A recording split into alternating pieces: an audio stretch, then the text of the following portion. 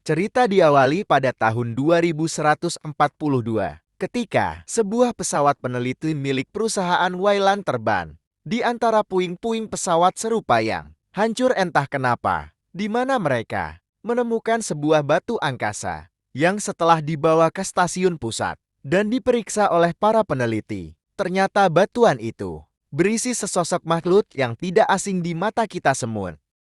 Ternyata Alin dengan posisi meringkuk akibat katirisan. Dan inilah Alin Romulus. Beberapa bulan kemudian, kisah akan berfokus pada seorang gadis bernama Ren yang terbangun oleh pengumuman para pekerja tambang, di mana Ren memiliki seorang adik bernama Andi yang saat itu sedang sarapan bersama sebelum memulai pekerjaan. Seperti sebuah penjara. Diketahui jika rentan Andi tinggal di sebuah pelamin bernama Jackson, star planet yang berjarak kurang lebih 65 tahun cahaya dari planet Bumi, sangat jauh dan sangat mustahil dijangkau apabila memakai kendaraan konvensional.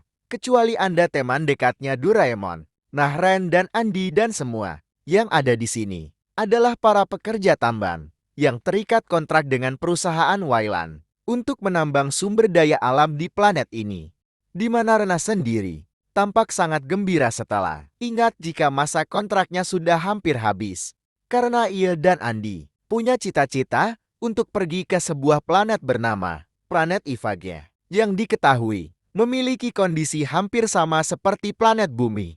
Dan alangkah terkejutnya Ren saat petugas berkata jika masa kontraknya ditambah jadi 5 tahun lagi. Hal itu disebabkan oleh sebagian pekerja yang banyak mengundurkan diri, sehingga apa mau dikata, Ren harus mengubur keinginannya untuk bisa pergi ke planet Ivage dalam waktu dekat ini.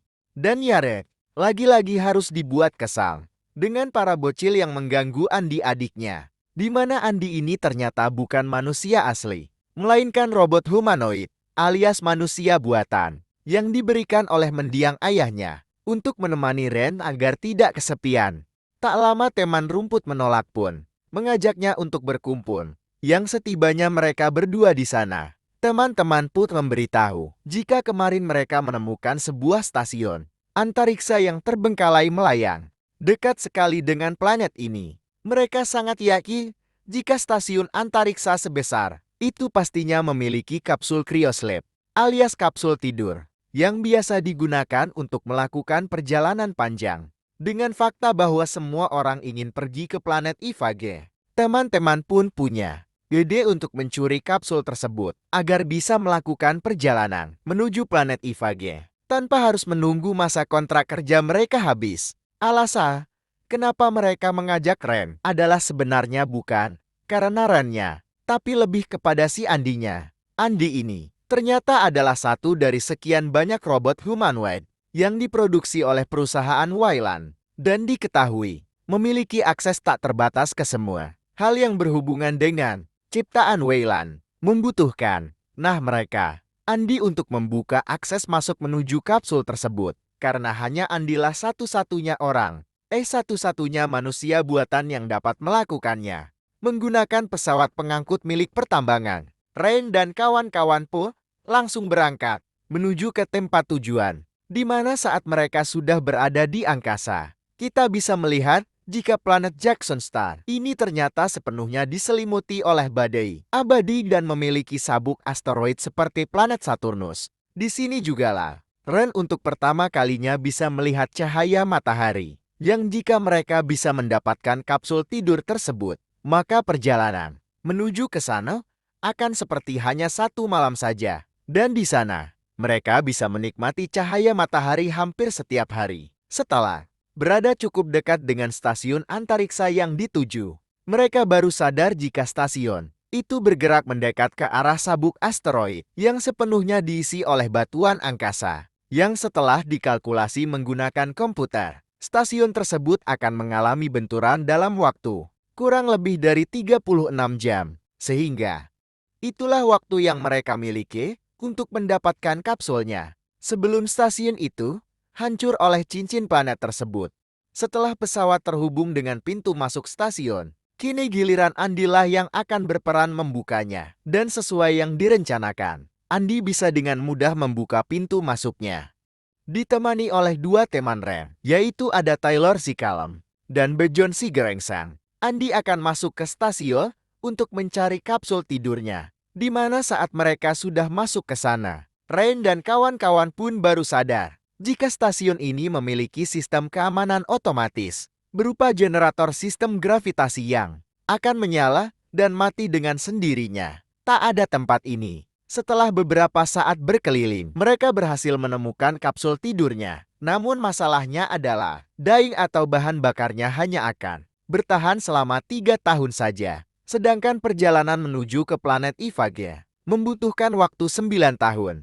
Joe sempat putus asa dan murang-maring. Berbeda dengan Taylor yang langsung menemukan solusi untuk masalah ini, yaitu sebuah ruangan berisi bahan bakar kapsul yang letaknya berada di ujung lorong. Sebelum pergi ke sana, Taylor mengirimkan kapsul tersebut keluar untuk diambil oleh pesawat mereka yang diterbangkan oleh seorang pilot wanita bernama Navarro yang kebetulan memilih gaya rambut Saitama sebagai ciri khasnya. Di saat yang sama, adik Taylor yang bernama Kai pun mendadak muntah angin leunca yang setelah Ren telusuri, ternyata si Kai ini sedang hamil muda hasil hubungannya dengan seorang gadun, di mana Kay sengaja menyembunyikan hal ini karena takut dimarahi oleh Taylor kakaknya. Kembali ke Andy dan kawan-kawan yang sudah berada di ujung lorong tempat bahan bakar kapsulnya berada. Ternyata tempat ini adalah ruangan peneliti yang dibagi menjadi dua bagian, dinamai dengan Romulus dan Remus, yang diambil dari mitologi Yunani tentang saudara kembar yang lahir dari dewa perang, di mana tabung bahan bakar sendiri berada di bagian Romulus, yang juga menjadi tempat penelitian para ilmuwan. Disinilah Bejo mulai menunjukkan kepelontongannya dengan bersikap resih kepada Andy. Ketika Bejo mengatakan tentang Andy yang tidak akan diajak ikut ke planet Ivage.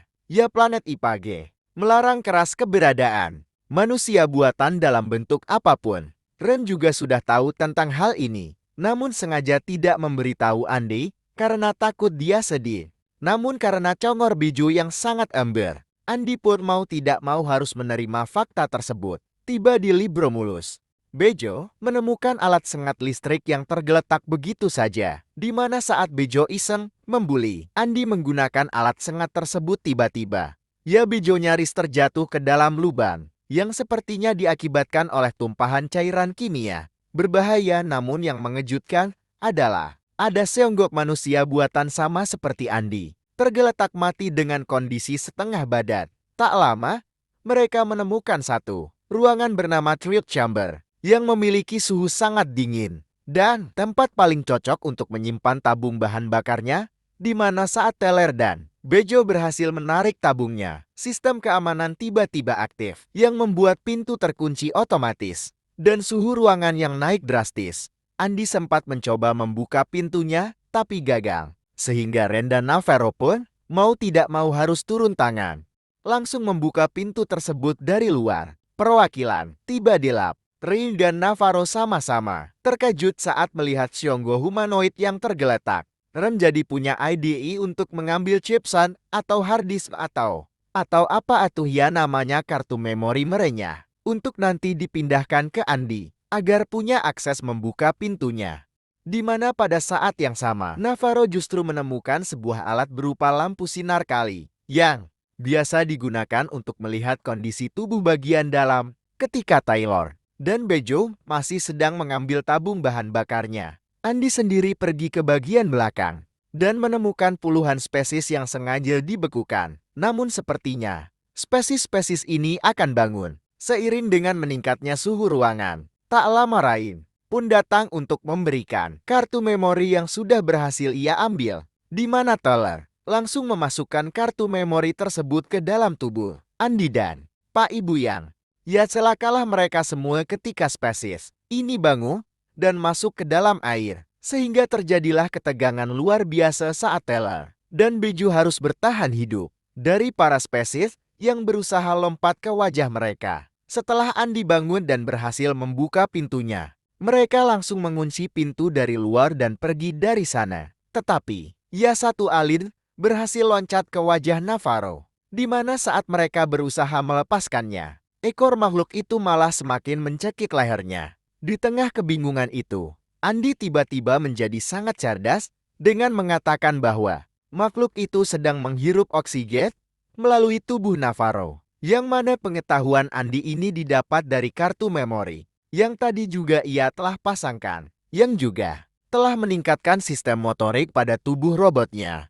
Satu-satunya orang yang dapat memberikan jawaban tentang bagaimana cara melepasnya adalah dengan membangunkan jasad robot yang tinggal separuh. Saat si robot sudah aktif, mereka langsung menanyakan tentang apa yang harus kami lakukan untuk menolong Navarro. Wahai Mas Robot, si robot menjawab, tidak ada yang bisa mereka lakukan kecuali lari dan pergi secepatnya dari sini. Robot juga menerangkan bahwa makhluk itu adalah spesies parasit yang dinamakan dengan parasitoid yang sedang menyalurkan benihnya dalam tubuh Navarro yang nantinya akan melahirkan spesies lain yang tumbuh dengan cepat. Dan tebak spesies apa itu? Yaitu adalah senomor 20121 alias Alin yang kita kenal selama ini. Si Alin telah menimbulkan kekacauan yang menewaskan semua kru pesawat.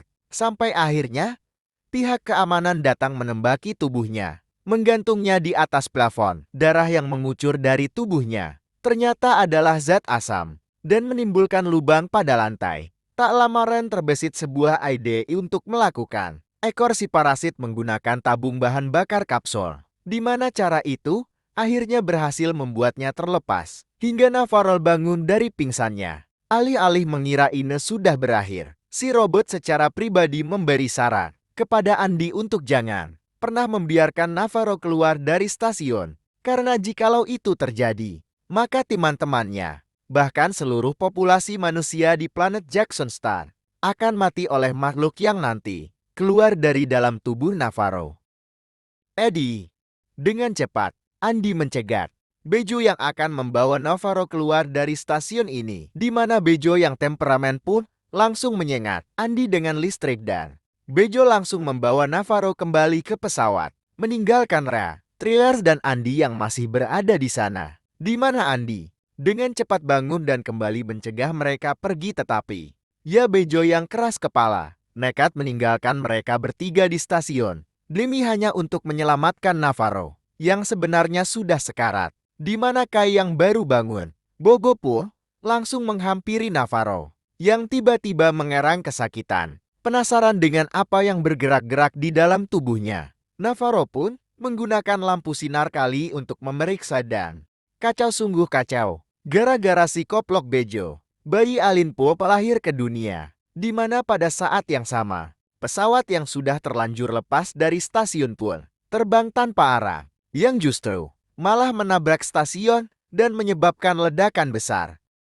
Akibat ledakan itu, STASIWN pun bergerak lebih cepat menuju sabuk asteroid. Benturan yang tadinya akan terjadi dalam 36 jam, kini menjadi sekitar 46 menit lagi. Sehingga Joe, Bejo gara-gara ente, semuanya menjadi kacau kok.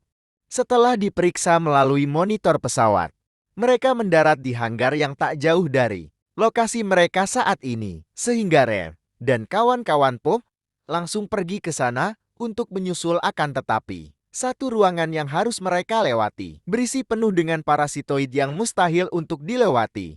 Andi dengan pengetahuan barunya memberitahu jika parasit Twin E tidak memiliki mata dan mendeteksi manusia melalui suara dan hawa panas. Sehingga satu-satunya cara untuk mereka bisa lewat adalah dengan berjalan secara perlahan, tenang dan tanpa menimbulkan suara. Beralih ke pesawat Kai, Bejo yang baru siuman dari pingsan pun langsung dikejutkan oleh si Alin yang berubah menjadi kepompong dan menempel pada dinding. Masih dengan alat penyengat listriknya, Bejo mencoba membunuh si Alin dengan alat tersebut, tetapi Bejo si beban menjadi orang pertama yang mati. Di mana Kai yang tak bisa membuka pintu pesawat pun menghubungi Tyler, kakaknya, melalui telepon, tanpa tahu jika saat ini Tyler sedang berada dalam situasi krusial yang menuntutnya untuk tetap tenang.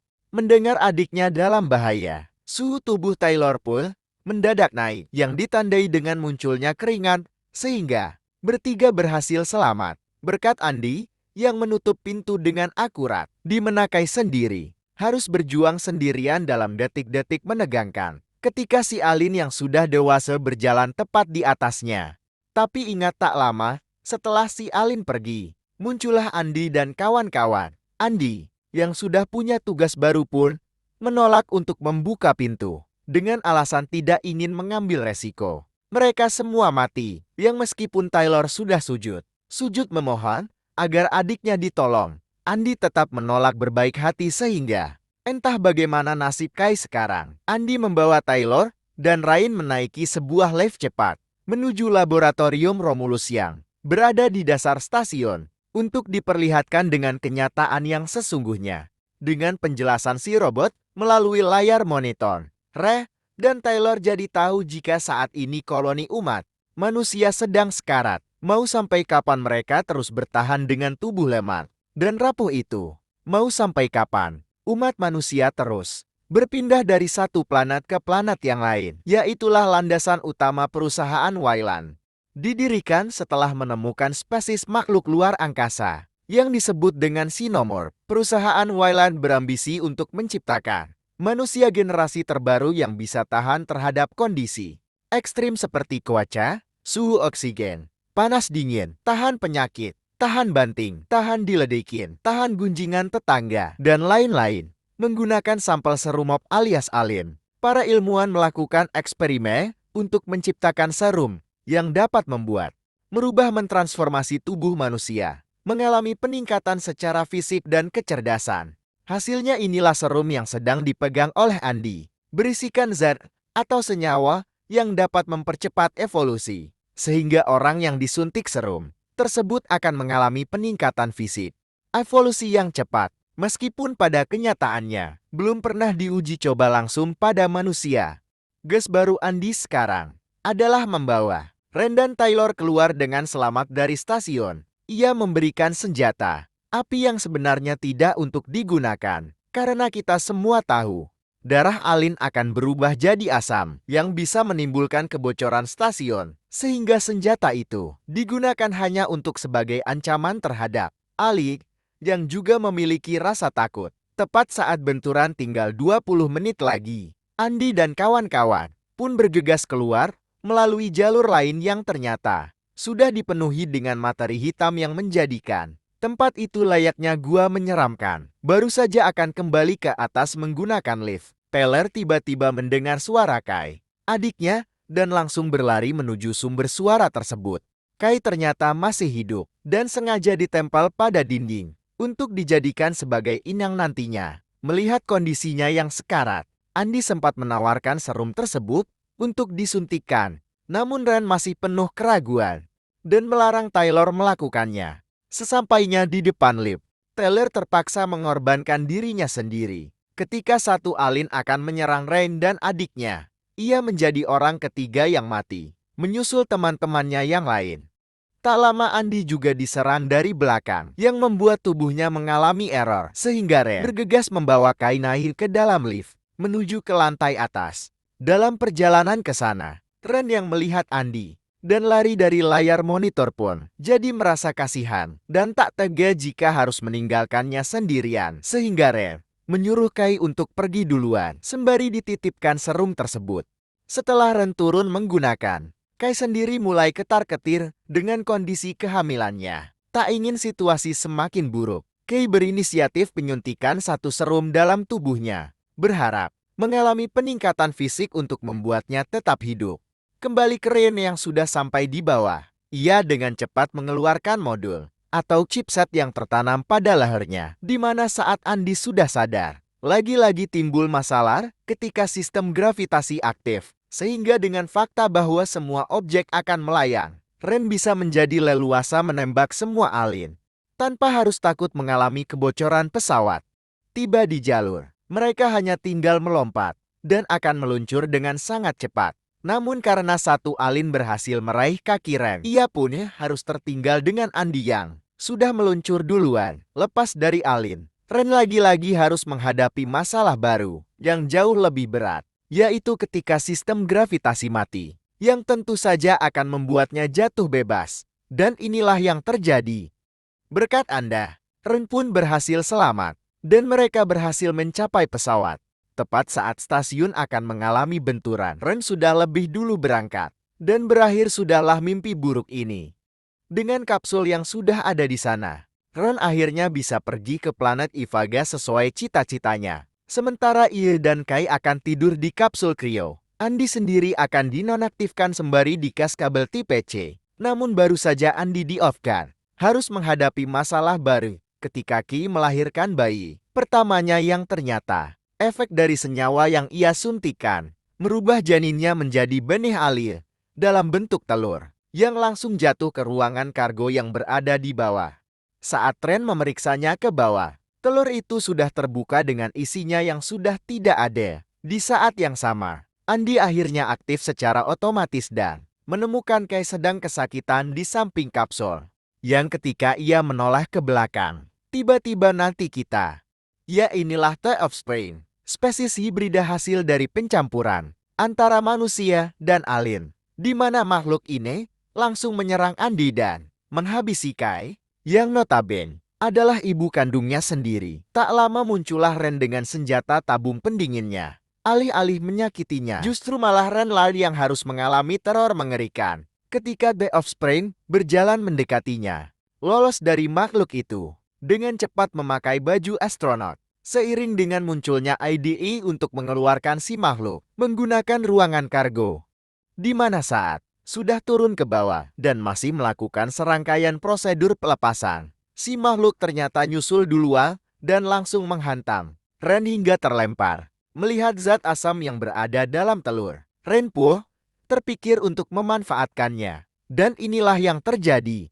Setelah semuanya benar-benar berakhir, Ren pun langsung masuk ke dalam kapsul dengan Andi yang masih dalam mode off alias mati, di mana Ren berjanji akan memperbaikinya ketika nanti sudah sampai di planet Ivage, yang selama 9 tahun perjalanan menuju ke sana. Pesawat Trey sempat berpapasan dengan Peter Quill dan kawan-kawan Guardian of the Galaxy, namun tidak sampai masuk karena takut dengan Andi. Tamat ending yang sangat menegangkan.